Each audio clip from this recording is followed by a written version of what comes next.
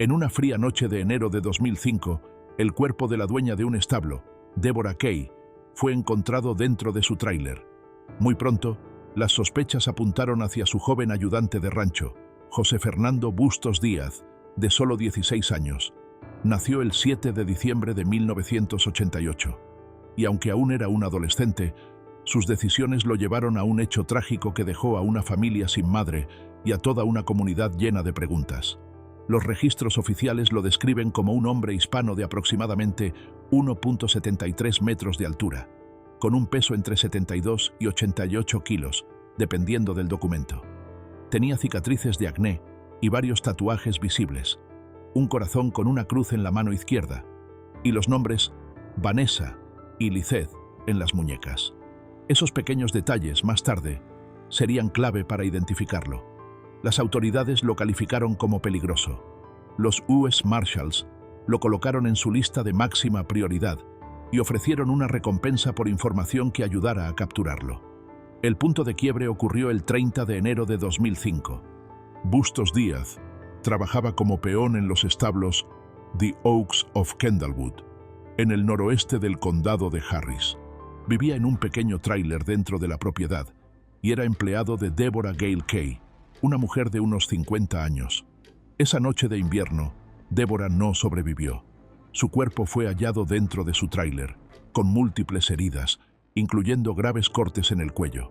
Los investigadores comenzaron a buscar entre las personas cercanas a ella, y pronto, todas las miradas apuntaron al joven trabajador. Con el avance de la investigación, las piezas comenzaron a encajar. Testigos mencionaron una discusión cerca del momento de su muerte. Bustos Díaz se convirtió en el principal sospechoso, y los reportes del condado indican que confesó durante el interrogatorio. La evidencia forense también lo vinculó directamente con la escena. Aunque los detalles del argumento varían, una cosa quedó clara: no fue un ataque al azar. Ocurrió dentro del hogar de Kay, sin señales de entrada forzada. Eso significaba que fue alguien que ella conocía o en quien confiaba. ¿Por qué un chico de 16 años atacaría a su empleadora?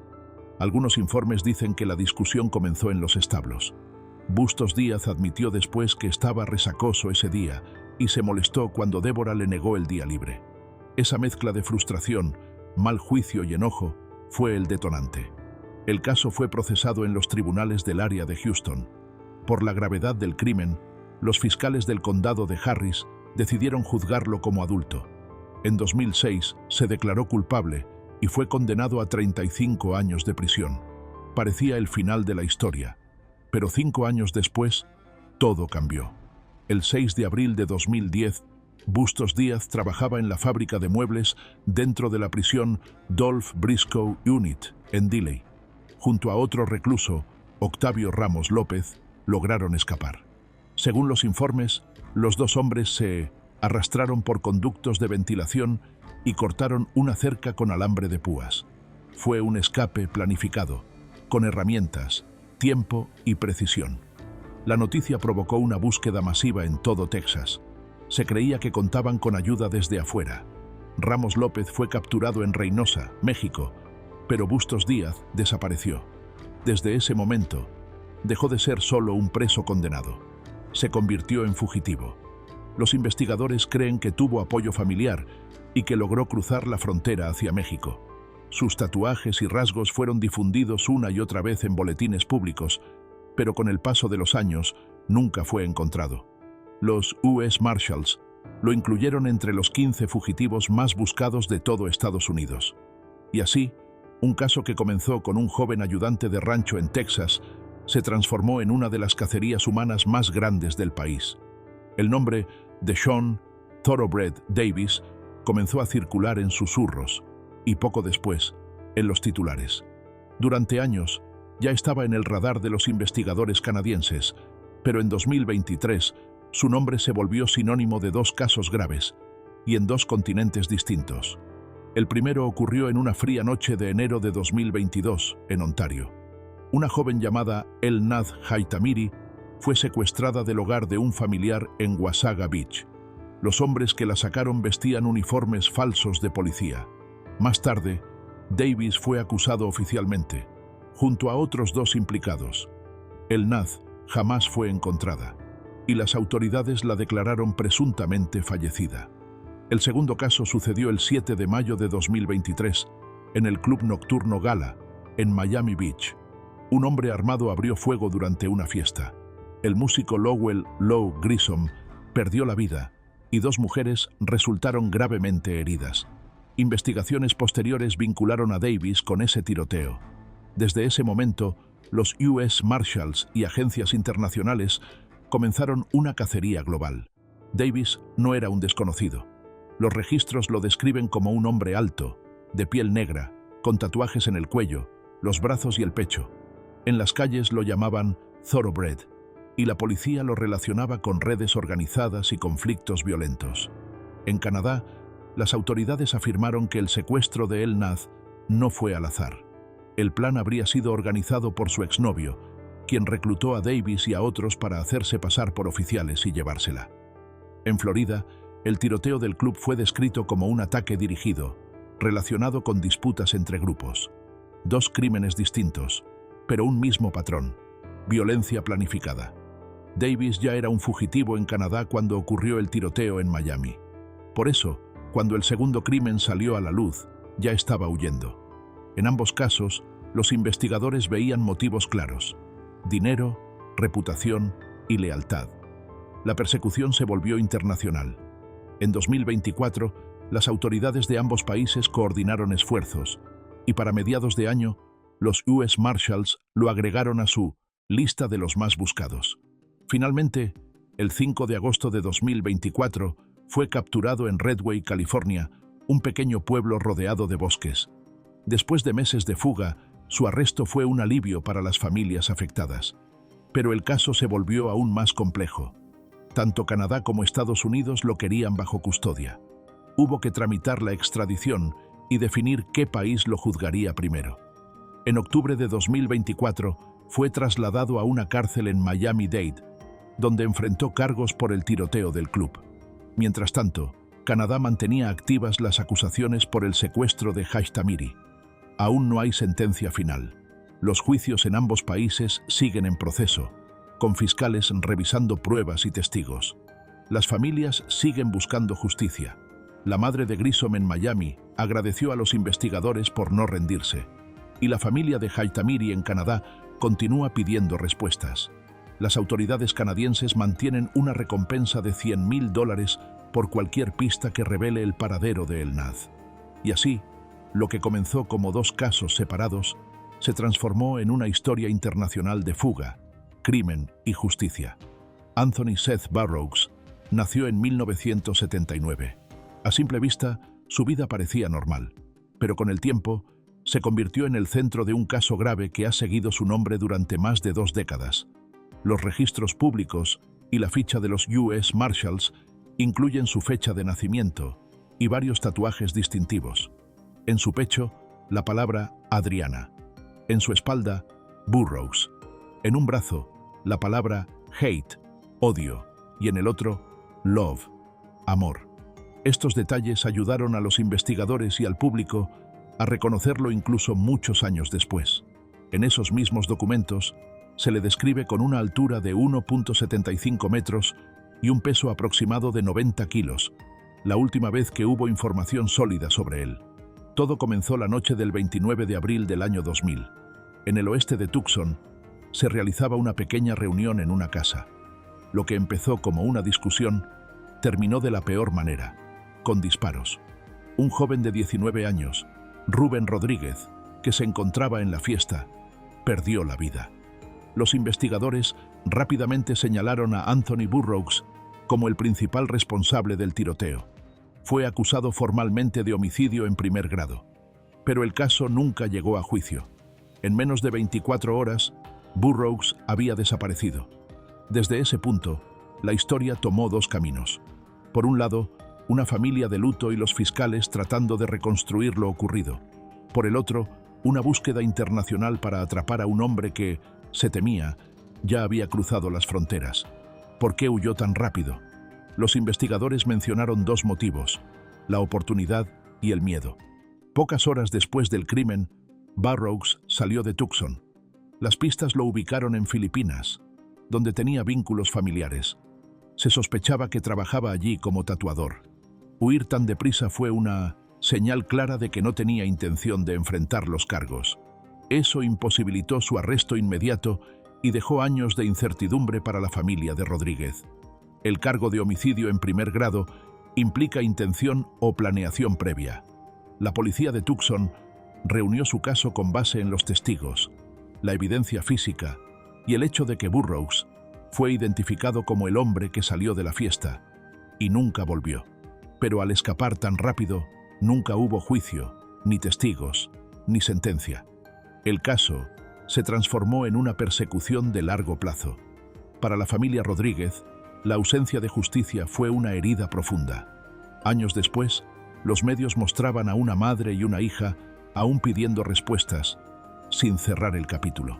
Esas peticiones públicas mantuvieron vivo el caso y llamaron la atención de las autoridades federales. Los US Marshals lo agregaron a su lista de los más buscados y ofrecieron $25,000 de recompensa. Lo clasificaron como armado y peligroso. La búsqueda se extendió más allá de Estados Unidos. Los agentes revisaron registros migratorios, pistas sobre familiares o trabajos en Filipinas y compartieron su fotografía en todo el mundo. Pero con los años, el rastro se enfrió, las memorias se desvanecieron, las pistas se agotaron, y aunque existían pruebas sólidas, el sospechoso estaba fuera del alcance. Cada cierto tiempo, su nombre reaparece en las listas de fugitivos más buscados. Los reportes siempre repiten lo mismo: el día del tiroteo, el nombre de la víctima, el hecho de que huyó a Filipinas y que sigue siendo peligroso y armado. El caso continúa abierto. Una familia sigue esperando justicia y el expediente sigue sobre el escritorio de los investigadores, esperando un final. En la ciudad de Melvindale, todos la conocían como Tammy. Era amable, sonriente, y en el trabajo era quien realizaba extracciones de sangre en clínicas médicas. Pero en el otoño de 2018, su nombre se volvió sinónimo de uno de los casos más impactantes del estado. Su nombre completo es Tamera Renee Williams, nacida el 18 de marzo de 1979. Los registros federales la describen con una altura de 1,65 metros, ojos marrones y un tatuaje en la parte superior del brazo izquierdo. Trabajó como flebotomista profesional y se sabe que usó distintos nombres falsos en el pasado. En el centro de esta historia está David Carter, un hombre de 39 años, padre y muy querido por su familia. A finales de septiembre de 2018 desapareció de su casa en Melvindale. Pocos días después, trabajadores de carretera en Ohio hicieron un hallazgo aterrador. A lo largo de la autopista interestatal 75 encontraron bolsas separadas. Dentro de ellas, restos humanos. Las pruebas confirmaron que pertenecían a David Carter. El cuerpo había sido desmembrado y colocado en contenedores, luego abandonado al costado del camino. Lo que comenzó como una búsqueda por una persona desaparecida se convirtió en un caso de homicidio brutal. Las autoridades centraron su atención en Tamera Williams, quien había sido su pareja durante varios meses. Fue detenida y cuestionada poco después, pero liberada porque los fiscales dijeron que aún no tenían suficiente evidencia. A mediados de octubre, Tammy desapareció. El 20 de diciembre de 2018 se emitió una orden de arresto por homicidio premeditado, manipulación de restos, alteración de evidencia y uso de arma de fuego. Desde ese momento, la investigación local se convirtió en una cacería nacional. En términos simples, el homicidio premeditado indica que el acto fue planeado. La manipulación de restos significa que el cuerpo fue cortado y movido. Alterar evidencia implica ocultar o destruir pruebas, y el uso de arma de fuego revela que se utilizó un arma en el crimen. Los fiscales creen que Williams disparó a Carter, luego desmembró su cuerpo y lo dejó en diferentes puntos de la autopista. Todos esos detalles están documentados en las órdenes oficiales. La línea de tiempo es corta pero clara. Finales de septiembre. Carter fue visto por última vez con vida. Principios de octubre. Su familia lo reportó desaparecido. Días 10 y 16 de octubre. Se hallaron las bolsas y la maleta con sus restos. Pocos días después, Williams fue interrogada y liberada. A mediados de mes, desapareció sin dejar rastro. En 2023, El caso volvió a cobrar fuerza. El servicio de alguaciles de U.S. Marshals agregó a Tamera Williams a su lista de los 15 fugitivos más buscados y ofreció una recompensa de hasta $25,000 por información sobre su paradero. Los carteles oficiales repitieron las acusaciones: que había usado un arma contra su novio, que había cortado su cuerpo y abandonado los restos a lo largo de la autopista 75. Publicaron sus fotos, descripciones físicas y sus alias, pidiendo ayuda al público. Pero hasta hoy sigue desaparecida. Un caso con evidencia clara, pero sin captura. Y como muchos otros, recuerda que la justicia no siempre llega rápido. Si te interesa conocer más casos como este, no olvides suscribirte y activar la campanita. El nombre de Lethal White sigue siendo recordado por los investigadores de Baton Rouge desde la noche del 9 de enero de 2016. Los registros oficiales lo identifican como Lethal White, nacido en 1977. El Servicio de Alguaciles de Estados Unidos publicó sus fotografías, tatuajes, estatura y peso. Lo describen como un hombre afroamericano de 1,78 metros de altura, aproximadamente 97 kilos, con tatuajes en los brazos, pecho y espalda. Detrás de esa simple descripción se esconde una razón mucho más oscura. White es buscado por un caso donde una mujer perdió la vida y otra resultó gravemente herida tras un tiroteo a corta distancia. Poco se sabe sobre su infancia o familia. Los informes policiales y federales se centran únicamente en lo ocurrido dentro de un apartamento en el vecindario de Gardere. Según las declaraciones, 2 mujeres llevaron a White a un apartamento en la avenida Burbank. Supuestamente iban por una entrega de drogas. White entró al apartamento, pero en lugar de regresar con el producto, salió con un arma.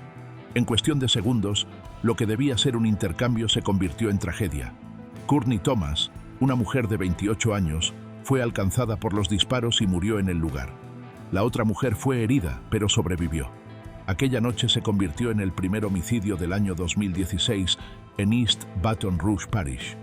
Algunos informes sugieren que el trato salió mal. Otros creen que White sospechaba que lo engañarían. También se investigaron posibles vínculos con un grupo local llamado Big Money Block Boys. Sea cual fuera el motivo, dinero, miedo o venganza, lo cierto es que White disparó a quemarropa, quitando una vida y dejando otra en peligro. La investigación comenzó de inmediato. La oficina del sheriff reunió pruebas, entrevistó testigos e identificó rápidamente a White como el principal sospechoso. Se emitieron órdenes de arresto por homicidio en primer grado, intento de homicidio y uso ilegal de un arma de fuego. En lugar de entregarse, White desapareció.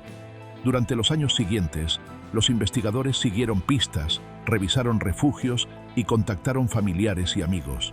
Algunas pistas lo ubicaban en Atlanta, Georgia, y otras decían que aún estaba en Baton Rouge, pero ninguna se confirmó.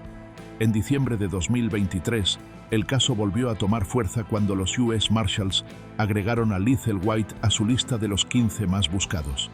Se ofreció una recompensa de $25,000 por información que llevara a su captura. Su inclusión en esa lista fue un mensaje claro. El caso seguía abierto.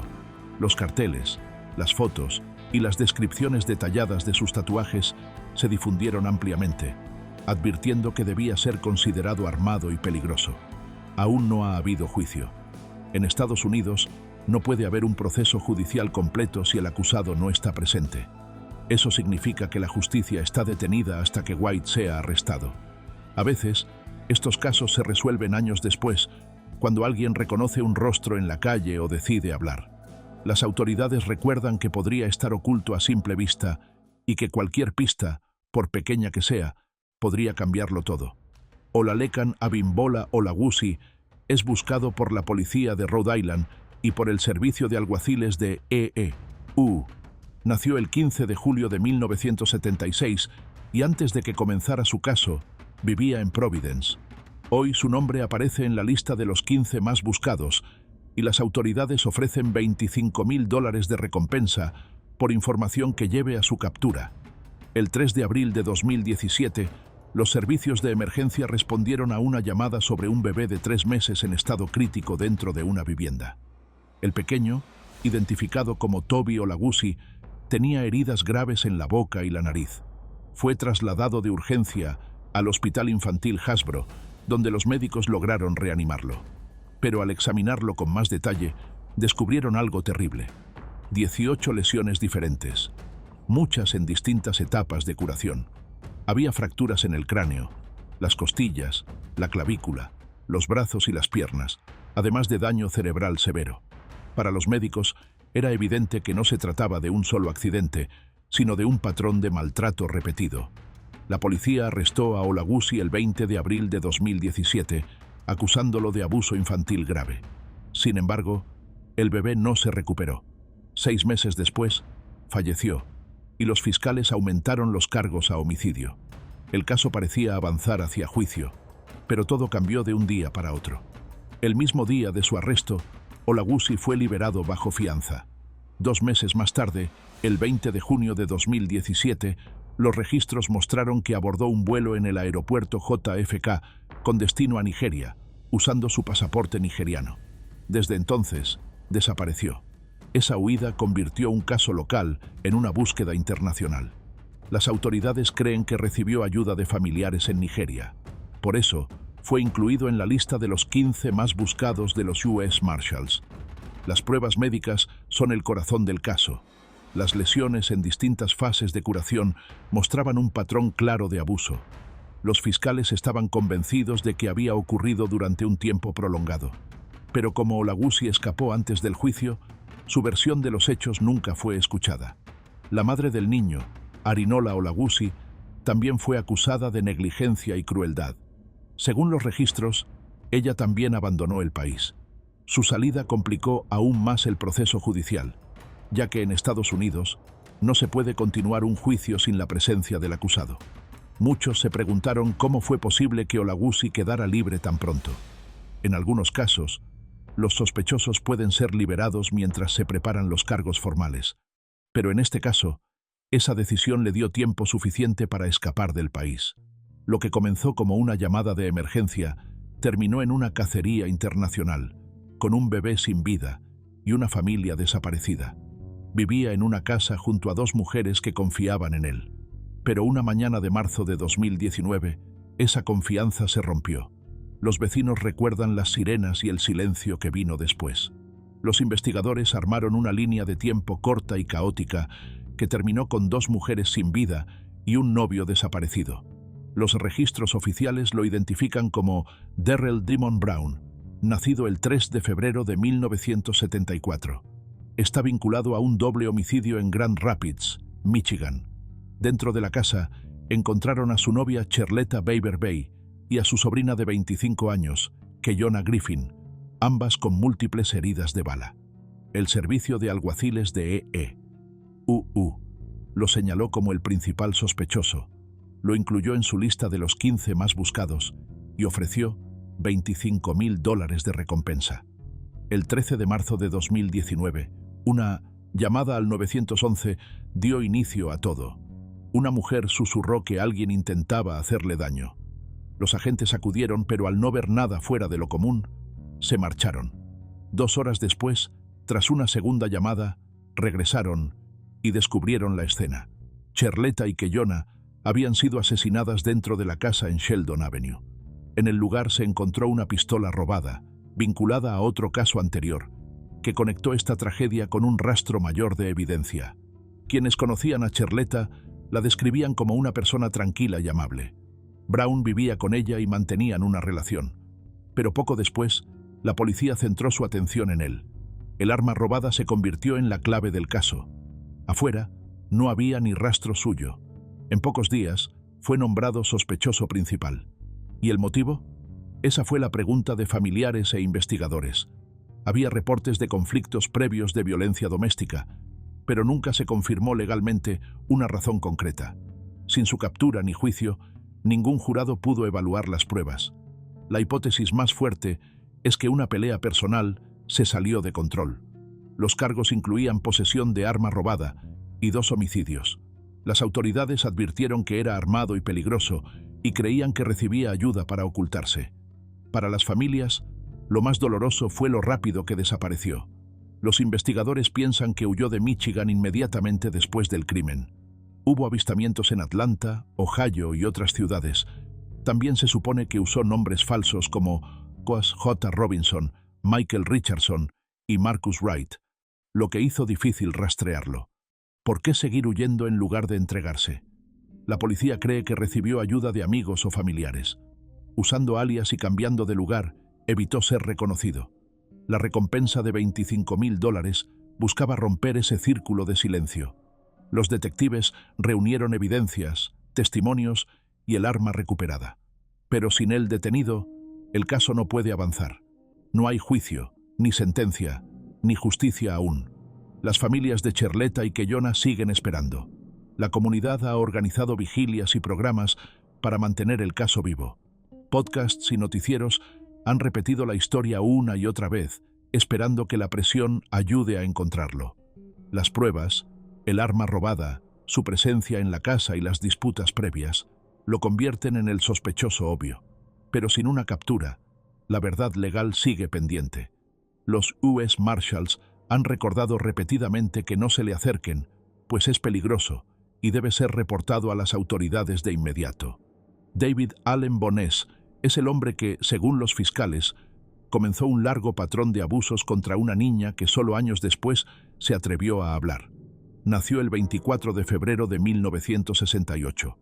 Cuando su caso llegó a las autoridades, ya existía una orden de arresto, un cartel de los US Marshals y una recompensa de $25.000. También usaba otros nombres. Los registros lo describen como un hombre de 1,75 metros, cabello castaño y ojos verdes. El servicio de alguaciles dice que enfrenta cargos por abuso infantil grave y fuga para evitar la justicia, advirtiendo que es peligroso. La historia comenzó a finales de 2008, cuando una adolescente de 17 años le contó a su madre que el maltrato había empezado cuando tenía solo 12. Esa revelación desencadenó una investigación. La policía interrogó a Bones y tomó una muestra de ADN, pero el interrogatorio se detuvo antes de terminar, y él fue liberado. Al día siguiente, cuando obtuvieron una orden de cateo, ya había huido. Desde ese momento, el caso pasó de una investigación local a una búsqueda nacional que ha durado años. La víctima relató que el abuso se repitió durante varios años. Dijo que todo empezó a los 12 y continuó en su adolescencia. Los investigadores reunieron ADN y testimonios que confirmaban un patrón continuo. Medios locales y nacionales difundieron su historia, subrayando el tiempo que pasó y la relación de poder dentro del hogar. Esta declaración se convirtió en la base del caso. Describía contacto inapropiado repetido a lo largo de los años, respaldado por pruebas policiales y entrevistas. ¿Por qué nunca se resolvió en los tribunales? Porque Bones desapareció antes del juicio. Sin su presencia, no puede haber proceso legal. Los cargos siguen activos y la orden de arresto sigue vigente. ¿Por qué huir en vez de enfrentar la justicia? Nunca ha hablado públicamente, pero los informes indican que se marchó en cuanto la policía obtuvo la orden de cateo. La víctima retrasó años su denuncia por miedo y control, una situación común cuando el acusado es alguien cercano a la familia. Las autoridades creen que Bones podría haber recibido ayuda de conocidos en Wyoming o Nebraska. En su hogar, actuaba como figura de cuidador, lo que le permitió ganarse la confianza de la víctima. Los fiscales dicen que ese abuso de confianza es lo que hace aún más grave el caso. La policía tenía ADN y una declaración clara de la víctima, pruebas que normalmente bastan para un juicio. Pero sin él detenido, el caso no pudo avanzar. Los US Marshals iniciaron una búsqueda a nivel nacional, emitieron carteles, alertas y ofrecieron una recompensa. También advirtieron que podría estar armado y usando identidades falsas. Cada pista es investigada con precaución, incluso en registros internacionales como pasaportes y fronteras. La vida de John Panaligan parecía tener dos caras totalmente diferentes. Por un lado, era un empresario vinculado al cuidado de la salud en el hogar. Por el otro, era un fugitivo cuyo nombre terminaría apareciendo en la lista de los más buscados del servicio de alguaciles de EEUU. En diciembre de 2016, los investigadores comenzaron a reconstruir cómo una reunión legal aparentemente rutinaria dentro de una tranquila oficina en Northbrook terminó en tragedia.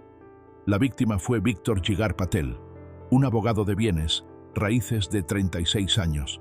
Solía manejar casos comunes, pero en esta ocasión su trabajo lo puso directamente en conflicto con los intereses comerciales de Panaligan. Según los investigadores, Panaligan usó un nombre falso y un disfraz para atraer a Patel a la cita. Patel fue hallado sin vida en su oficina el 7 de diciembre. La causa: estrangulamiento. Desde el principio, la policía creyó que fue algo cuidadosamente planeado.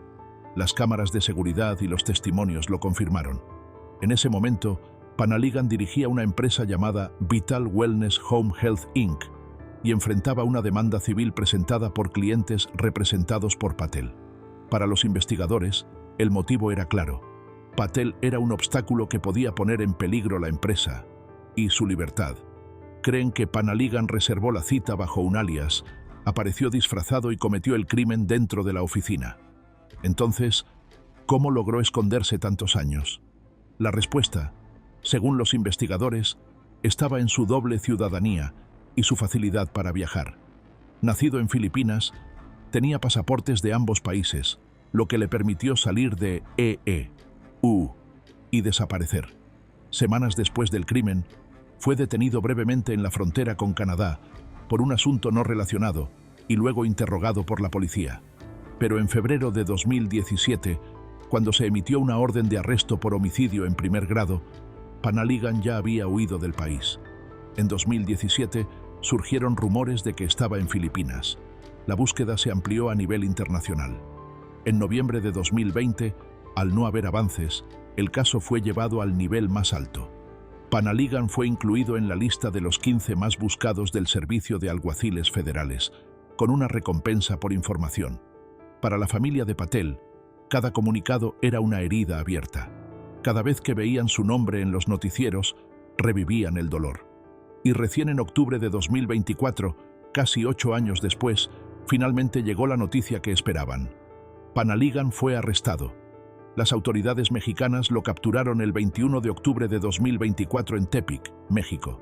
Fue deportado a EEUU al día siguiente y arrestado en el aeropuerto O'Hare de Chicago. Desde entonces, permanece detenido sin derecho a fianza. La detención no borró el dolor de la familia Patel, pero sí trajo cierre a años de espera. El caso demostró cómo una tragedia que comenzó en una oficina terminó convirtiéndose en una búsqueda internacional. La historia de Robert Lee King se recuerda, en los registros públicos, por una sola y violenta noche. Nació el 26 de agosto de 1964 y, según los informes, se convirtió en el centro de una de las investigaciones más urgentes de Tennessee después de los hechos ocurridos la madrugada del 1 de diciembre de 2005. La policía lo describió como un hombre alto, con tatuajes en ambos brazos y ojos marrones. También lo calificaron de armado y peligroso. Su rostro apareció en carteles federales y se ofreció una recompensa por cualquier pista. Aquella madrugada, los vecinos escucharon gritos dentro de una casa en Memphis. King vivía allí con Dorothy Smith, su pareja. Su hija, Diana, de unos 20 años, despertó por la pelea y fue hasta la habitación de su madre. Allí vio a King de pie, sobre ella. Según los informes oficiales, Dorothy fue atacada y perdió la vida a causa de sus heridas. Diana intentó escapar, pero también fue herida de gravedad en el cuello. Sobrevivió y más tarde identificó a King en una rueda de fotos. Su testimonio se convirtió en la pieza central del caso. Después de esa noche, el caso dejó de ser local. Con las pruebas reunidas, se presentaron cargos, pero King huyó antes de enfrentar la justicia. Los US Marshals lo añadieron a su lista de los 15 más buscados y ofrecieron una recompensa. ¿Por qué ocurrió todo? Los documentos judiciales no lo explican con claridad. Solo describen los hechos: una discusión, un ataque, una hija herida, una madre fallecida y un hombre desaparecido. Algunos informes mencionan conflictos domésticos previos, pero nunca se confirmó un motivo oficial porque nunca hubo juicio. Años después, la policía aún seguía tras su pista. Crearon imágenes digitales que mostraban cómo podría lucir con el paso del tiempo. Hubo reportes de avistamientos en Mississippi y otros estados, pero ninguno confirmado. Hasta hoy, Robert Lee King sigue prófugo. y la familia de Dorothy continúa esperando justicia. Continúa esperando justicia. Continúa esperando justicia. Continúa esperando justicia. Continúa esperando. Perdió la vida y 2 mujeres resultaron gravemente heridas. Investigaciones posteriores vincularon a Davis con ese tiroteo. Desde ese momento, los US Marshals y agencias internacionales comenzaron una cacería global. Davis no era un desconocido. Los registros lo describen como un hombre alto, de piel negra, con tatuajes en el cuello, los brazos y el pecho. En las calles lo llamaban Thoroughbred, y la policía lo relacionaba con redes organizadas y conflictos violentos. En Canadá, las autoridades afirmaron que el secuestro de El Nath no fue al azar. El plan habría sido organizado por su exnovio, quien reclutó a Davis y a otros para hacerse pasar por oficiales y llevársela. En Florida, el tiroteo del club fue descrito como un ataque dirigido, relacionado con disputas entre grupos. 2 crímenes distintos, pero un mismo patrón: violencia planificada. Davis ya era un fugitivo en Canadá cuando ocurrió el tiroteo en Miami. Por eso, cuando el segundo crimen salió a la luz, ya estaba huyendo. En ambos casos, los investigadores veían motivos claros: dinero, reputación y lealtad. La persecución se volvió internacional. En 2024, las autoridades de ambos países coordinaron esfuerzos, y para mediados de año, los US Marshals lo agregaron a su lista de los más buscados. Finalmente, el 5 de agosto de 2024, fue capturado en Redway, California, un pequeño pueblo rodeado de bosques. Después de meses de fuga, su arresto fue un alivio para las familias afectadas. Pero el caso se volvió aún más complejo. Tanto Canadá como Estados Unidos lo querían bajo custodia. Hubo que tramitar la extradición y definir qué país lo juzgaría primero. En octubre de 2024, fue trasladado a una cárcel en Miami-Dade, donde enfrentó cargos por el tiroteo del club. Mientras tanto, Canadá mantenía activas las acusaciones por el secuestro de Hashtamiri. Aún no hay sentencia final. Los juicios en ambos países siguen en proceso, con fiscales revisando pruebas y testigos. Las familias siguen buscando justicia. La madre de Grissom en Miami agradeció a los investigadores por no rendirse, y la familia de Hashtamiri en Canadá continúa pidiendo respuestas. Las autoridades canadienses mantienen una recompensa de $100,000 por cualquier pista que revele el paradero de El Nath. Y así, lo que comenzó como 2 casos separados, se transformó en una historia internacional de fuga, crimen y justicia. Anthony Seth Burroughs nació en 1979. A simple vista, su vida parecía normal, pero con el tiempo, se convirtió en el centro de un caso grave que ha seguido su nombre durante más de 2 décadas. Los registros públicos y la ficha de los US Marshals incluyen su fecha de nacimiento y varios tatuajes distintivos. En su pecho, la palabra Adriana. En su espalda, Burroughs. En un brazo, la palabra hate, odio, y en el otro, love, amor. Estos detalles ayudaron a los investigadores y al público a reconocerlo incluso muchos años después. En esos mismos documentos, se le describe con una altura de 1.75 metros y un peso aproximado de 90 kilos, la última vez que hubo información sólida sobre él. Todo comenzó la noche del 29 de abril del año 2000. En el oeste de Tucson, se realizaba una pequeña reunión en una casa. Lo que empezó como una discusión, terminó de la peor manera, con disparos. Un joven de 19 años, Rubén Rodríguez, que se encontraba en la fiesta, perdió la vida. Los investigadores rápidamente señalaron a Anthony Burroughs como el principal responsable del tiroteo. Fue acusado formalmente de homicidio en primer grado, pero el caso nunca llegó a juicio. En menos de 24 horas, Burroughs había desaparecido. Desde ese punto, la historia tomó 2 caminos. Por un lado, una familia de luto y los fiscales tratando de reconstruir lo ocurrido. Por el otro, una búsqueda internacional para atrapar a un hombre que, se temía, ya había cruzado las fronteras. ¿Por qué huyó tan rápido? Los investigadores mencionaron 2 motivos: la oportunidad y el miedo. Pocas horas después del crimen, Burroughs salió de Tucson. Las pistas lo ubicaron en Filipinas, donde tenía vínculos familiares. Se sospechaba que trabajaba allí como tatuador. Huir tan deprisa fue una señal clara de que no tenía intención de enfrentar los cargos. Eso imposibilitó su arresto inmediato y dejó años de incertidumbre para la familia de Rodríguez. El cargo de homicidio en primer grado implica intención o planeación previa. La policía de Tucson reunió su caso con base en los testigos, la evidencia física y el hecho de que Burroughs fue identificado como el hombre que salió de la fiesta y nunca volvió. Pero al escapar tan rápido, nunca hubo juicio, ni testigos, ni sentencia. El caso se transformó en una persecución de largo plazo. Para la familia Rodríguez, la ausencia de justicia fue una herida profunda.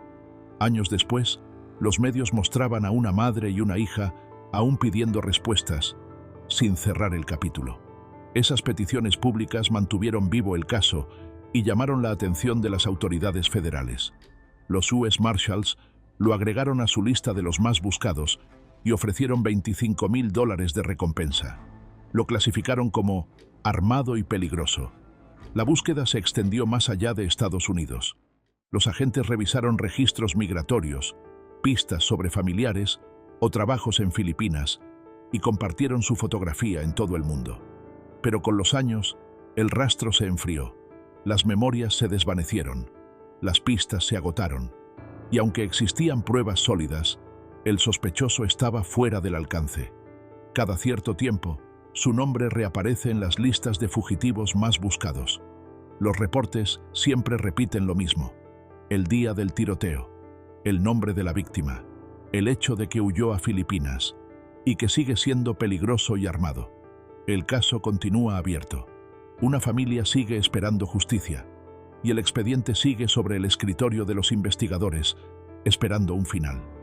En la ciudad de Melvindale, todos la conocían como Tammy.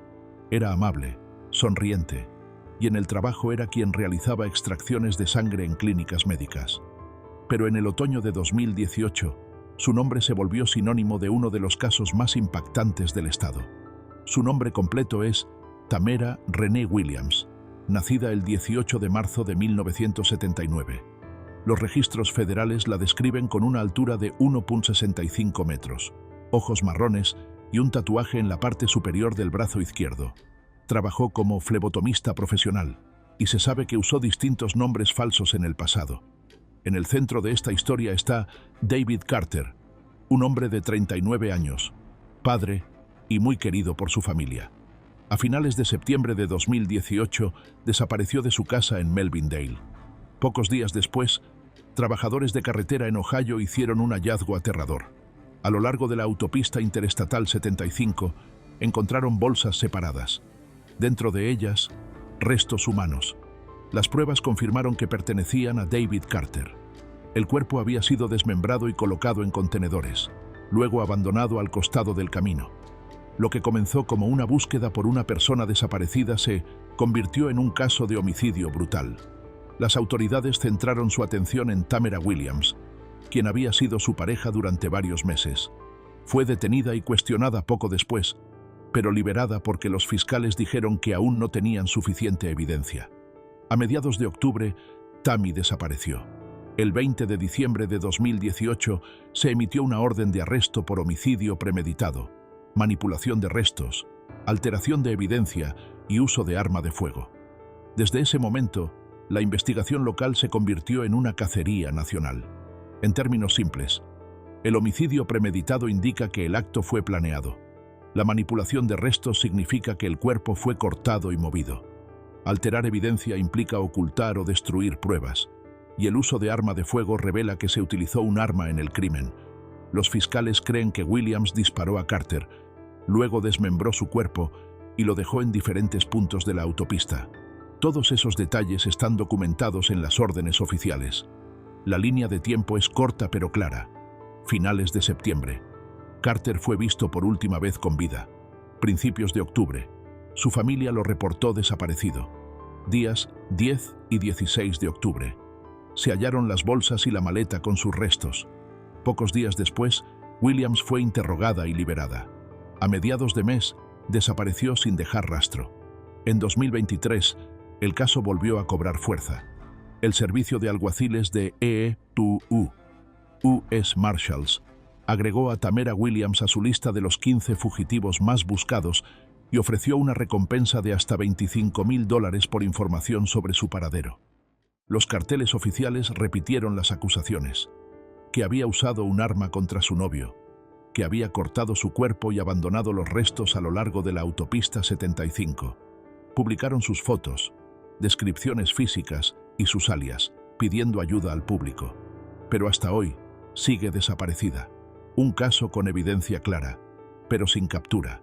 Y como muchos otros, recuerda que la justicia no siempre llega rápido. Si te interesa conocer más casos como este, no olvides suscribirte y activar la campanita. El nombre de Lethal White sigue siendo recordado por los investigadores de Baton Rouge desde la noche del 9 de enero de 2016.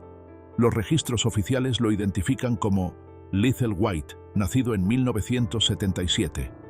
El Servicio de Alguaciles de Estados Unidos publicó sus fotografías, tatuajes, estatura y peso. Lo describen como un hombre afroamericano de 1,78 metros de altura, aproximadamente 97 kilos, con tatuajes en los brazos, pecho y espalda. Detrás de esa simple descripción se esconde una razón mucho más oscura. White es buscado por un caso donde una mujer perdió la vida y otra resultó gravemente herida tras un tiroteo a corta distancia. Poco se sabe sobre su infancia o familia.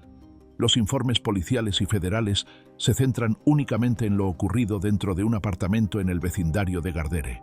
Según las declaraciones, 2 mujeres llevaron a White a un apartamento en la avenida Burbank. Supuestamente iban por una entrega de drogas. White entró al apartamento, pero en lugar de regresar con el producto, salió con un arma. En cuestión de segundos, lo que debía ser un intercambio se convirtió en tragedia.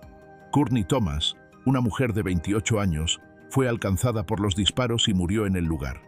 La otra mujer fue herida, pero sobrevivió.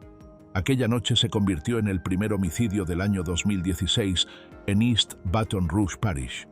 Algunos informes sugieren que el trato salió mal. Otros creen que White sospechaba que lo engañarían.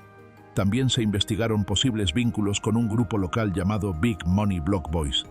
Sea cual fuera el motivo, dinero, miedo o venganza, lo cierto es que White disparó a quemarropa, quitando una vida y dejando otra en peligro. La investigación comenzó de inmediato. La oficina del sheriff reunió pruebas, entrevistó testigos e identificó rápidamente a White como el principal sospechoso. Se emitieron órdenes de arresto por homicidio en primer grado, intento de homicidio y uso ilegal de un arma de fuego. En lugar de entregarse, White desapareció. Durante los años siguientes, los investigadores siguieron pistas, revisaron refugios y contactaron familiares y amigos. Algunas pistas lo ubicaban en Atlanta, Georgia, y otras decían que aún estaba en Baton Rouge, pero ninguna se confirmó. En diciembre de 2023, el caso volvió a tomar fuerza cuando los US Marshals agregaron a Lethal White a su lista de los 15 más buscados. Se ofreció una recompensa de $25.000 por información que llevara a su captura. Su inclusión en esa lista fue un mensaje claro. El caso seguía abierto. Los carteles, las fotos y las descripciones detalladas de sus tatuajes se difundieron ampliamente, advirtiendo que debía ser considerado armado y peligroso. Aún no ha habido juicio. En Estados Unidos, no puede haber un proceso judicial completo si el acusado no está presente. Eso significa que la justicia está detenida hasta que White sea arrestado. A veces, estos casos se resuelven años después, cuando alguien reconoce un rostro en la calle o decide hablar. Las autoridades recuerdan que podría estar oculto a simple vista y que cualquier pista, por pequeña que sea, podría cambiarlo todo. Olalekan Abimbola Olawusi es buscado por la policía de Rhode Island y por el servicio de alguaciles de EEU. Nació el 15 de julio de 1976 y antes de que comenzara su caso, vivía en Providence. Hoy su nombre aparece en la lista de los 15 más buscados y las autoridades ofrecen $25.000 de recompensa por información que lleve a su captura. El 3 de abril de 2017, los servicios de emergencia respondieron a una llamada sobre un bebé de 3 meses en estado crítico dentro de una vivienda. El pequeño, identificado como Toby Olawusi, tenía heridas graves en la boca y la nariz. Fue trasladado de urgencia al Hospital Infantil Hasbro, donde los médicos lograron reanimarlo. pero al examinarlo con más detalle, descubrieron algo terrible. 18 lesiones diferentes, muchas en distintas etapas de curación. Había fracturas en el cráneo, las costillas, la clavícula, los brazos y las piernas, además de daño cerebral severo. Para los médicos, era evidente que no se trataba de un solo accidente, sino de un patrón de maltrato repetido. La policía arrestó a Olaguzi el 20 de abril de 2017, acusándolo de abuso infantil grave. Sin embargo, el bebé no se recuperó. 6 meses después, falleció, y los fiscales aumentaron los cargos a homicidio. El caso parecía avanzar hacia juicio, pero todo cambió de un día para otro. El mismo día de su arresto, Olaguzi fue liberado bajo fianza. 2 meses más tarde, el 20 de junio de 2017, los registros mostraron que abordó un vuelo en el aeropuerto JFK con destino a Nigeria, usando su pasaporte nigeriano. Desde entonces, desapareció. Esa huida convirtió un caso local en una búsqueda internacional. Las autoridades creen que recibió ayuda de familiares en Nigeria. Por eso, fue incluido en la lista de los 15 más buscados de los US Marshals. Las pruebas médicas son el corazón del caso. Las lesiones en distintas fases de curación mostraban un patrón claro de abuso.